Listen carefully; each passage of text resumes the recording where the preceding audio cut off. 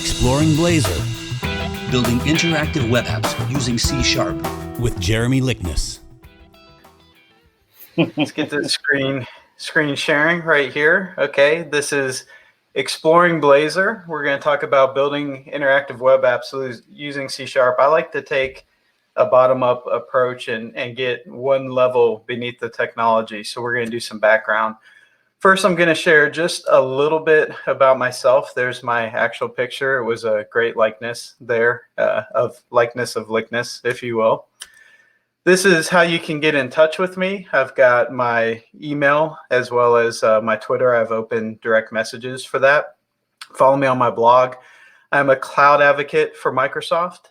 I've been developing professionally for a quarter century now, quite a bit. And just some random facts I like to run in quotes because I'm not fooling anyone. It's not very fast. I try to follow a 100% plant-based diet, although it's not always guaranteed what comes out of the kitchen is 100%, and I like to shoot pool whenever possible. It was actually fun at a local meetup. I mentioned I shoot pool, and someone stayed afterwards and wanted to know if we could get together and told me about a great pool hall in the Seattle area. So that was a lot of fun. But let's dive into the topic of discussion. If you are a .NET or a C# developer, these experiences you probably know are available for you. We can target the laptop, the server, the phone, the cloud. We can target games. We can even target sensors and IoT devices.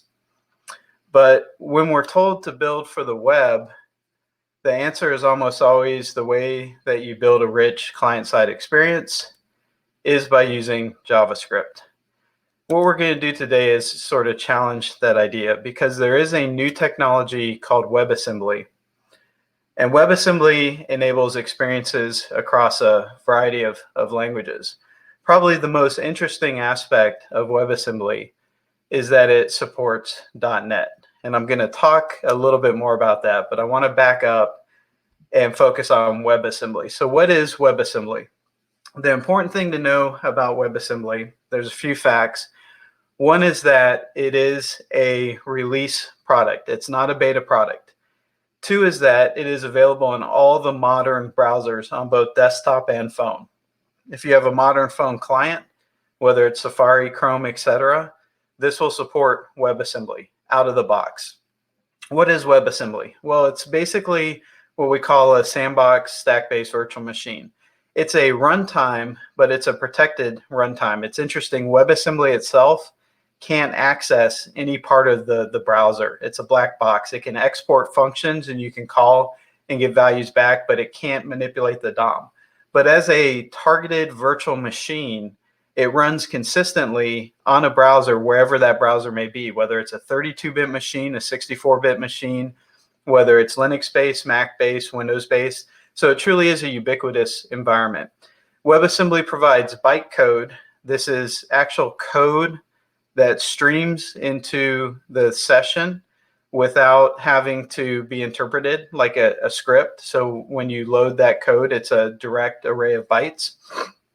This provides a much smaller file size, and it has its own specific instruction set. So if you're familiar with assembly language, there's different opcodes and operations. So it's not constrained by the JavaScript language.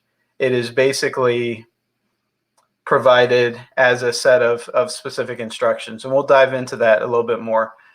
Now, to level set on the assembly part of WebAssembly, of course, I've been developing for a while, so back in the day, we would just figure out programs by scratching down ones and zeros on a piece of paper, right? And then we'd punch cards and feed them into a machine. I'm saying that a little tongue-in-cheek, but the good news is, even though this is how data is represented internally in the computer, someone really wise came along and said, binary is difficult to read and understand. Let's make it a little bit easier. And of course, we'll just go with a base 16 numbering system, make it hexadecimal, and we should be fine, right? Everyone recognizes AD20D0. Of course, some people said that's probably not good enough. Not everyone knows that AD is an actual instruction to the CPU to load the accumulator, or that 20D0 reference a memory address. So let's provide an assembly language that does this in logical terms. And the next logical step for anyone looking at this code is, of course, to assemble something like this, which is a actual program on the Commodore 64 on the 6502 chipset. Now, if I were to actually demo this, it's a very flashing and strobe light effect. So to save you that, this is basically changing colors on borders. Now we think about WebAssembly, why would we take a step back to that low-level assembly language? Well, I want to show you a couple examples that will hopefully help this make sense. Right now I'm in WebAssembly Studio. You can go to webassembly.studio.com and work with projects in your browser. And I'm going to create an empty C project. And I want to show you some of the steps of how this works. Now we've got a few files. I'm looking at the main HTML file. This is just a simple bit of boilerplate code. There's a span with a container, and there's a reference to JavaScript. So let's look at the JavaScript code. Right now the JavaScript code is using a fetch, which is a new JavaScript directive to pull a file in. It's taking the response and it's calling this WebAssembly object and telling it to instantiate it. So that is how you instruct the browser to read in WebAssembly and interpret it and make it available in the sandbox. And I'm just flipping over to make sure there's no comments. And then it's basically calling something exported from that. And in this case, it's calling main. We're going to change that up just a little bit. So we've got this WASM export. This is exporting it to be available to JavaScript. I'm going to change this to add. And we're going to do an integer x and integer y. And we're going to return x plus y. So we'll save that. And then we're going to change our JavaScript to call the add function. And we're going to ask it to add 38 and 4. And then we're going to do a save and run. So let's do actually build and run. So if you see down in the lower right corner, and I apologize, my Zoom's not working, but trust me, it says 42 in the corner. So that was successful. What it did is it took this higher level C, which is fairly straightforward if you're a C# developer. This probably makes sense to look at. But it turned it into this WASM file. And this is the actual assembly code that's associated with it. Now there's a lot of instructions here just to do a simple little add. It's basically taking this parameter, popping it on the stack, another parameter, popping it, calling add, which pops the last two things off the stack, replaces it with the value, and pulling that out. And you can see there's some other functions. But what's nice about WebAssembly is there's already support in higher order compilers to generate a format that's a set of tooling called LLVM. LLVM is a tool chain for creating portable applications. And some teams have been able to extend LLVM to generate WebAssembly code directly. That's what we're actually using here. So besides the fact that it opens up accessibility to new languages, it also gives us some speed benefits. So this is an application that I've hosted. You'll get the link to the source code and everything else for this. But what it basically does is it loads a JavaScript app that's computing primes. I'm going to click this button, and this is computing primes with JavaScript, and it's running a timer to figure out how long it takes to get to the highest prime number. It's going from 0 to 80,000. So you can see it's still churning. It's still churning. Pretty soon my fan will start spinning. We'll have a lot of fun with this, and this is actually the longest I think it's taken. So about 19 seconds for it to compute that prime in the browser. I'm going to come over here and click this WASM button. This is the same code that's compiled to WebAssembly. So we have JavaScript calling out, asking WebAssembly to compute the prime. WebAssembly hands it back to JavaScript, and we show it in the console. And that was 13 seconds. So we shaved off about 5 seconds. And this was a very simple example. But the reason why it was able to run more efficiently is JavaScript, and it's changing. Modern JavaScript is starting to get new types. But in general, for the longest time, it's held numbers as floating point values. What we're doing with these primes is integer math. Integer math is much faster than floating point math in most cases. And the difference between the JavaScript version, which is actually dealing with it as a floating point, and the WebAssembly is that it can deal with it as actual integer math, and it can gain some optimizations and speed from that.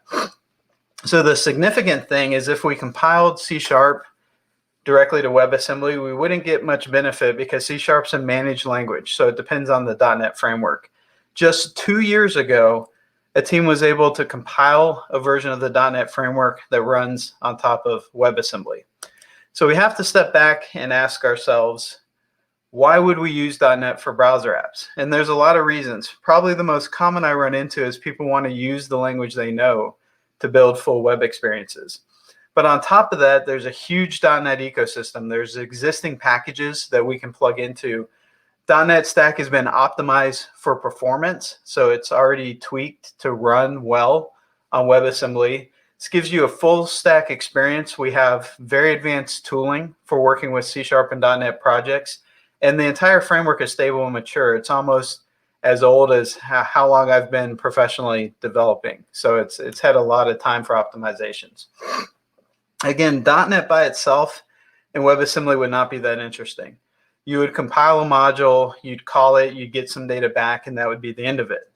So on top of .NET running on WebAssembly, we've got Blazor, which provides this full stack development. Now the key, as I mentioned, WebAssembly is available on all these modern browsers, so there's no plugin required, including mobile. These examples will run on your mobile phone. The way that Blazor got its name is it uses the Razor templating engine, but it actually runs and executes code in the browser. So the browser plus Razor gives us Blazor. So what this looks like conceptually is we have WebAssembly. On top of WebAssembly, we have the .NET framework. And on top of the .NET framework, we have the Blazor library that's giving us this full stack experience. So let me just give you a quick introduction to a Blazor app. What I did here was I did a file new project. This is a brand new project that has client and server components. And then I ran it so that you see this. So I've got this hello world, how is Blazor working for you? Take our brief survey. We've got a little counter. We can click through the counter, and we've got this fetch data. So I'm going to go to the server and actually show you what this looks like. But before I do that, I want to open up my debug tools, open up network, and call this fetch data again, and kind of walk you through this stack. So what's happened in this stack as it's making these network calls is it's actually come through, it's called the fetch data route, this instantiated page. We can see there's a blazor.webassembly.javascript file. This is a file that helps load the WebAssembly portion.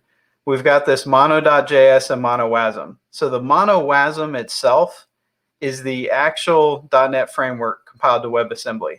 After that point, I've got the DLL for the client project I created, and we're just loading .NET DLLs directly in the browser. So this is not something that's compiled to a special type of code. This is .NET Framework and Blazor allowing you to work with DLLs as is. The other thing I want to show you is I've got the cache disabled. So if we look at the size over here, we can see that there's a lot of little downloads of kilobytes. We've got a bigger one that's 827 kilobytes. But what's nice about Blazor is it is a set of static website assets. So after that initial load, subsequent loads are often cached, including the DLL calls. So inside an intranet, you may not want to do this for a customer-facing app where you don't have control over the download experience, but definitely for intranet and enterprise apps, perfectly adequate loading time for what it's doing. And the team is working on optimizations to make those package size smaller and more efficient. Let's look at the code that it took to get this application running. I want to show you, I'll start with a simple, we've got a client and a server and a shared.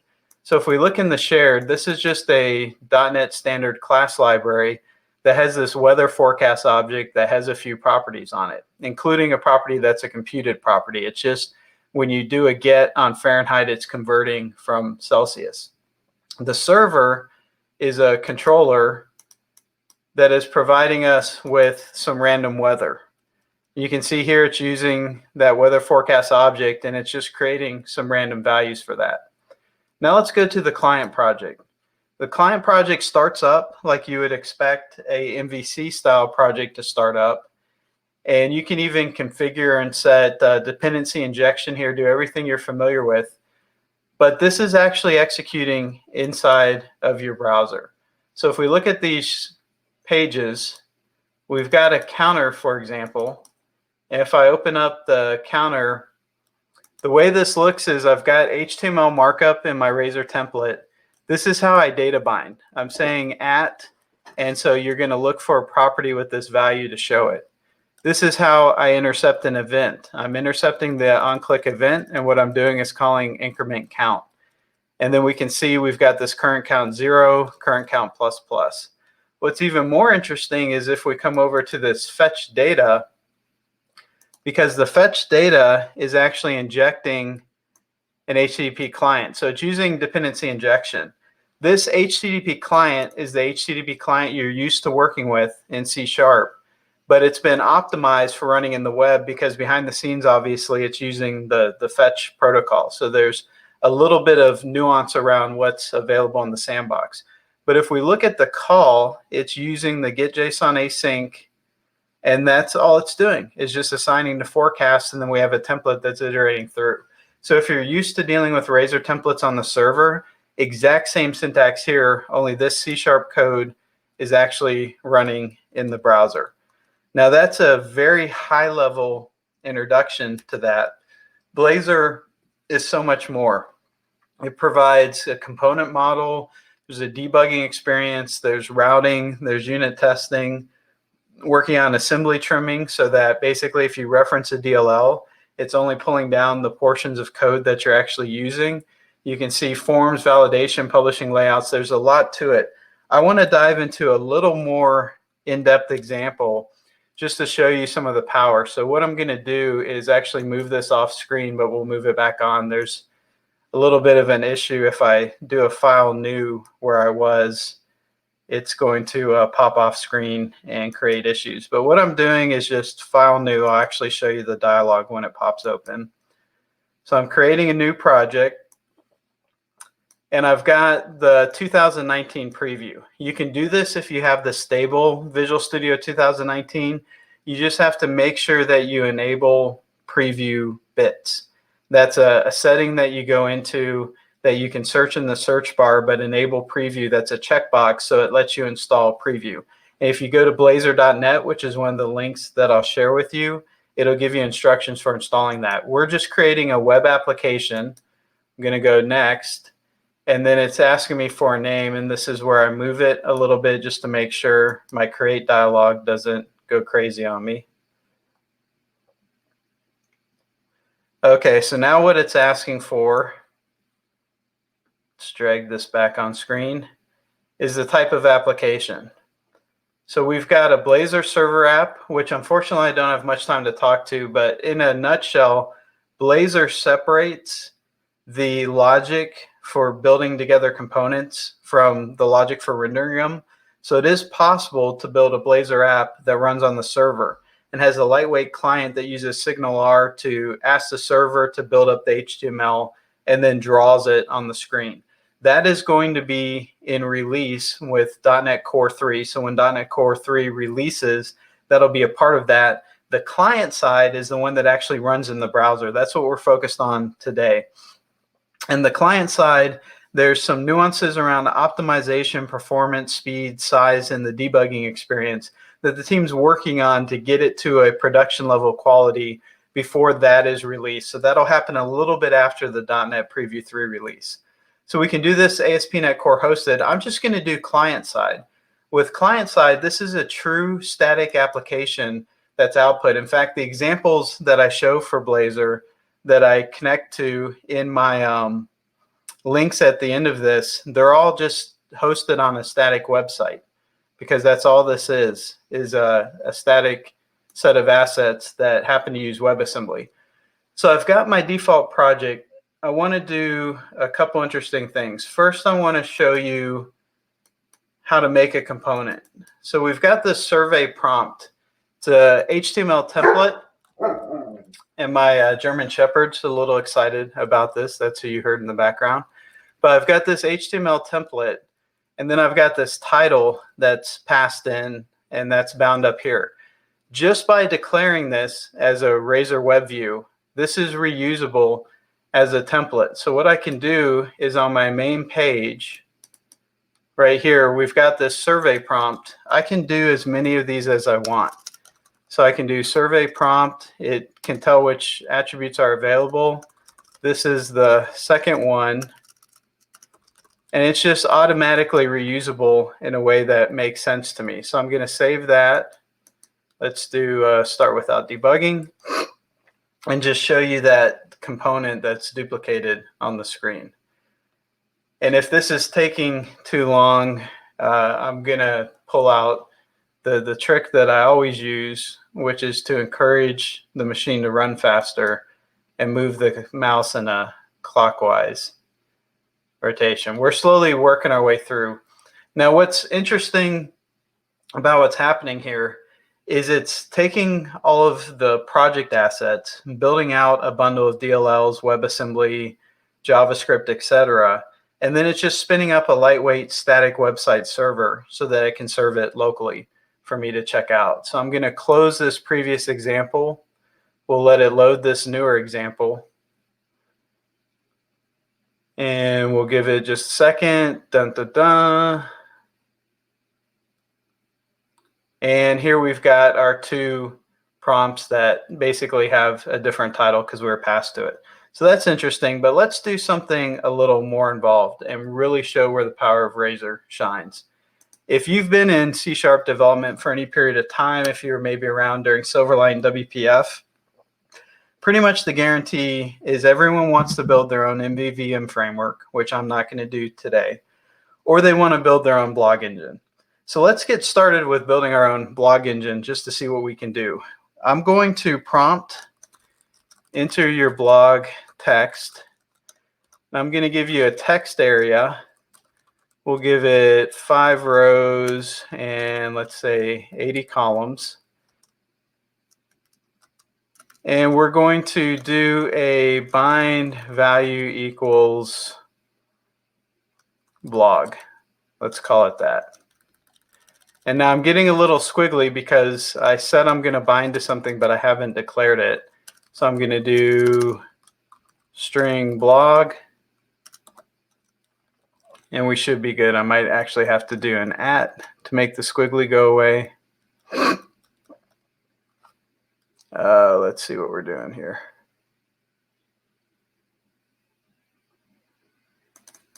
Just do bind equals. There we go. Bind equals blog. I'm going to give you a button.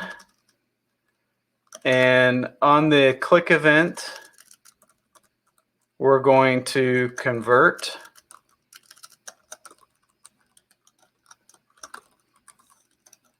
And let's actually do a little break after this.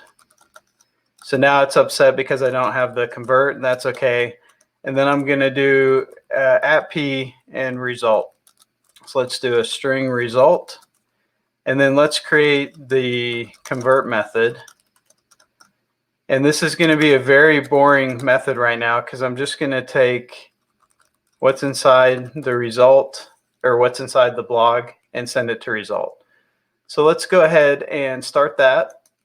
So very simple, text area that's bound to a value, a button that you can click to convert it, and a result. We're going to spin this up and see how we did as far as using the template, using the built-in data binding attributes to make that happen. So we're loading. Okay, so I can enter my blog text, so I can do like a header. Notice I'm using Markdown. Of course, there's no reason why I would think this has Markdown support, and if I do convert, it's just bringing the text through, which is exactly what I expected. So let's do something a little more interesting. I'm going to go into dependencies and manage NuGet packages. And I'm going to look for a Markdown NuGet package. So I'm going to just type Markdown in the search bar. Here's a Markdown package. It's an open source C# implementation of a Markdown processor. Apparently it was featured on Stack Overflow.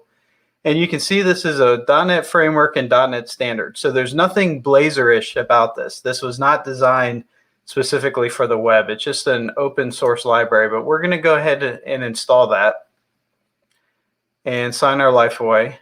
So we'll click the OK dialog there and accept all of the permutations of licensing and usage and everything else. Hopefully none of those said I'm not allowed to live demo this in a certified fresh event.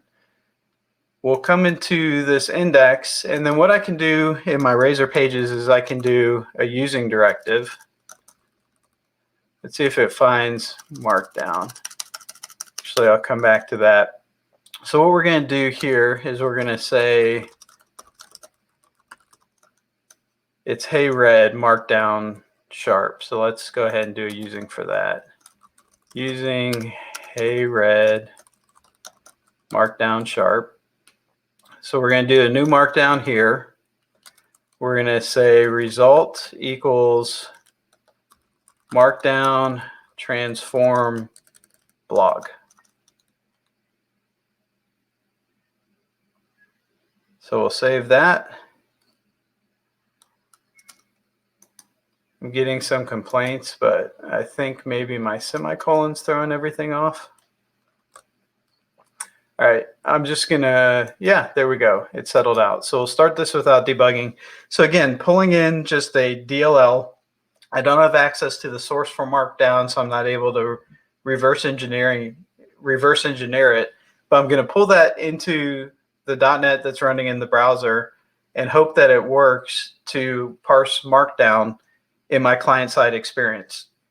And that's the other thing that when I was showing you the example app that used the weather forecast, the shared library defined one weather forecast, and that single class was shared between the client and the server. So you can imagine the power of that. If I use data annotations and validations, I can have the same server-side and client-side validations on both without having to rewrite code or rewrite my validation rule set in JavaScript. So let's do this. Let's do header, subheader, A, and then let's go ahead and do a link to my blog, because why not do a shameless plug to blog.jeremylikness.com. And I'm just going to save this in case I want to reuse it. We'll click convert. And the convert worked, but what happened was it's escaped the Markdown. So we're seeing HTML tags, but we're seeing essentially escaped Markdown. There is a way in Blazor to mark data as safe. What it's doing is it's protecting you from someone arbitrarily posting something malicious into the text area and actually executing it in the context of the website. But I happen to know a few tricks that I can use with interop that'll make this work a little bit better. So the nice thing about Blazor is it's designed to interoperate with existing JavaScript. So if you have existing JavaScript libraries, you can call those libraries. You can also call into Blazor from JavaScript, which is pretty cool. So let's do a JavaScript file. I'm going to call it markdown.js. So I'm putting that in my www root here. And what I'm going to do is assign an object to the window called Markdown. So this is how we define an object in JavaScript. I'm going to give it a method transform. And that method is going to take the source text and a target element. And then we need to tell it what to do. So I'm going to create a transformer, robots in disguise, Autobots wage the bout. Okay, I'm dating myself now. So we're going to create a text area. Now here's an interesting trick. I'm not actually rendering that text area. But if I set its inner HTML to that text that came in, then I can move the value of that text area into the inner HTML of my target element, and it'll unescape it. So again, I'm creating a temporary text. I'm using a JavaScript trick. This has nothing to do with Blazor. But I'm taking text and an element in the DOM. I'm creating a text area. That text is going to the inner HTML of the text area. That turns the value into the escaped HTML, and I'm moving that back to an element. So that may or may not make more sense when we actually pull it into the application. So let's go to the index and make sure our script is included. So we're going to do script source equals current library markdown.js. So that ensures it's there. And then we're going to go back into this index. And we're going to do a few things here. First thing I'm going to do is inject a reference to the JavaScript runtime. I'm going to call it JS runtime. So I'm saying I want to interact with it. So dependency injection, hand me something that I can use to interface with that. Then we're going to make a few changes here. I'm going to actually change this P to be @ref equals result. So this is the way I reference an element through data binding. So what I can do down here is I can turn this into an element ref. And what that's doing now is it's giving me a handle to this tag in the DOM. And you can think about how useful that is. If you have components that are reused, I might have 20 instances of the component. Instead of trying to find it by an identifier, I can just use this reference and know that I'm grabbing the right one. Now this is giving me an error because of the transform. So what I'm going to do is bar text equals markdown transform. So it's the same steps as before. Now I'm going to use the JS runtime to make a call. Actually, we need to, I'll just fire it off. It's an async call, but instead of converting the method, let's just do JS runtime invoke async. Now we could await and actually return a value from JavaScript if we wanted to. I'm just doing fire and forget.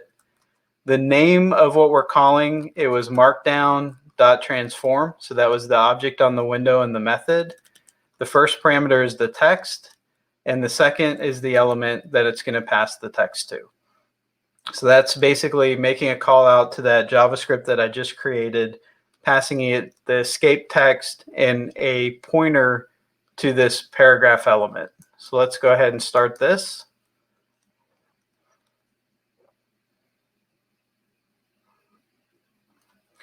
While I'm doing that, let me pop over. What about DLLs living on the client side with Blazor? Can they be disassembled? Yes, they can. So it's just like if you're deploying a client app to a user and they have the DLLs on their machine, they'll have the same access as if they install a desktop app, having those pulled down in the browser. They will be able to see them and disassemble them. So obfuscation, I'm not even going to be able to pronounce that word today, is something to think about. And this is another reason why server-side Blazor may be compelling. You can use the Blazor library, keep your DLLs on the server side, or move them behind an API so they're not distributed to the client. All right, I'm going to paste the text that I had before. We're going to click convert. And there you have the HTML actually converted out. And if we click on this, which of course I had to, it's going to take us to my blog. So that worked out nicely. I just want to show you one more aspect of this, and then we'll open up to questions and wrap. I'm going to add under shared a new class. I'm going to call this class exports. It could be called anything. The name really doesn't matter. I'm going to make this a static class. I'm going to make a method called transform that takes in text. And then what I'm going to do is create a new markdown object. And I'm going to return markdown.transform text. Now what's different about this class, and the reason why I'm creating it, is I'm going to tag this with a special property called JS invocable. This instructs Blazor to make this class available to JavaScript. Now I don't have to worry about the fact that we're dealing with low-level WebAssembly and conversion of text and number and everything. Blazor built in will make all those translations for me. So we're going to start this without debugging. The only change we made was we've now exposed that library so that it's invocable from JavaScript. We'll let this run.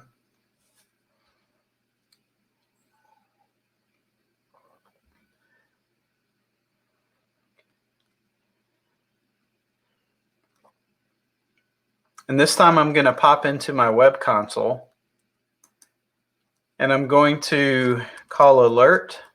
What I'm going to call alert on is .NET, that's exposed by Blazor, .invoke method, that is what allows me to call a method. Now what it's expecting is the name of the assembly, because remember we can have multiple assemblies, so that's web application 4. The name of the method, which I call transform, and then I need some text, so I'll do head, new line, subhead, new line A, new line B, and we'll hit enter, and there you see the HTML transformation of that text. So what I'm showing you right here in this application is an application that's taken a third-party DLL, never intended to be run client-side, is running client-side. We're using it to convert Markdown in the browser. You can see that the performance is pretty much instantaneous. We could probably run perf metrics and see how long it really takes, but for a usability perspective, it's responsive. And we have interoperability from .NET calling out to JavaScript and JavaScript calling back into .NET, which is a pretty powerful set of capabilities. Having said that, everything I showed you walking through Blazor is available at this GitHub repo. I also have a set of blog posts about Blazor. They cover things like I take an Angular application and I rewrite that application in Blazor so that you can compare and see what the two experiences look like. And I also talk about implementing the MVVM pattern. I've had people ask me this. Believe it or not, some of you may be in this situation. There are still Silverlight applications running in the wild, but regardless of if it's Silverlight or WPF, if you have an MVVM-based application, it is very possible to port the majority of that code into Blazor. You'll have to use the Razor templates to mark up the UI, but the rest of it is available. Having said that, this is what I came here to show you today. I wanted to give an introduction to the background of WebAssembly and walk you through Blazor. I'd like to open it up now for questions. If anyone has follow-up questions, we've got a little bit of time at the tail end that we can address those. Blazor present may be possible. Absolutely. In fact, if it's a .NET standard library, I'll give you an example. I had a database that I used for Silverlight that I wrote called Sterling many years ago, and that database came by default with an in-memory driver. And I was able to convert that to a .NET Core project and reference it as is in Blazor and use it. Now, because we have local storage and JSON serializers and a lot more advanced ways to deal with data now, it wasn't practical for me to make that an actual add-on to Blazor, but it was a very straightforward process of porting pretty much, I think, 8-9-year-old code to run in the browser with Blazor. Do we have any other questions?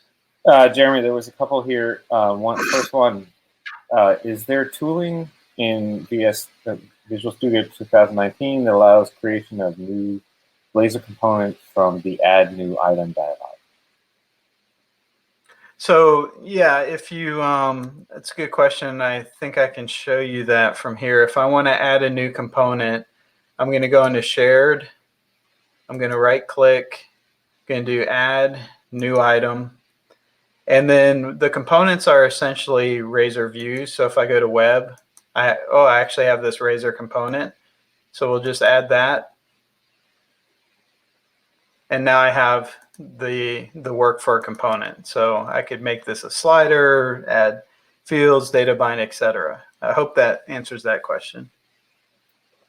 Okay, the next one was TypeScript is firmly set in the Microsoft universe. How do you see Blazor and TypeScript integration in the future? Well, I don't see everything going to Blazor. I think there are still a lot of very web-centric experiences. You know, there's specific use cases. For example, one of the use cases for WebAssembly is performance. And if I'm doing something like blockchain, I may not want to implement blockchain as C# that's compiled to intermediate language that's interpreted by .NET that's running on WebAssembly, right? That's a lot of interim. There is a tool called AssemblyScript that compiles TypeScript directly to WebAssembly. So I might implement my heavy algorithms in AssemblyScript and then reference them from an application. But where I see Blazor shining is really line of business enterprise type applications. things that you have control over the intranet, but you want a ubiquitous install experience where it's just accessing a page, it's available, the users can interact with it. So I don't see this as competing with TypeScript. In fact, I think there will be a lot of Blazor projects that are augmented by JavaScript libraries that the .NET code interacts with. Because remember, anything that's affecting the DOM is actually code that has to be shimmed. WebAssembly itself can't manipulate the DOM, so it's passing it to JavaScript helper code. So that can absolutely be written in TypeScript. I don't see a conflict. Okay. I think there was one more question in the chat.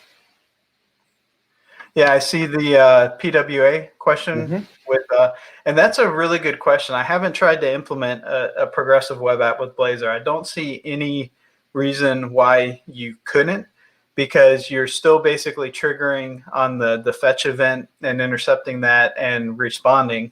And Blazor itself is just a set of static assets. So you'd probably be caching the WebAssembly, the mono.wasm, which is what drives the .NET framework.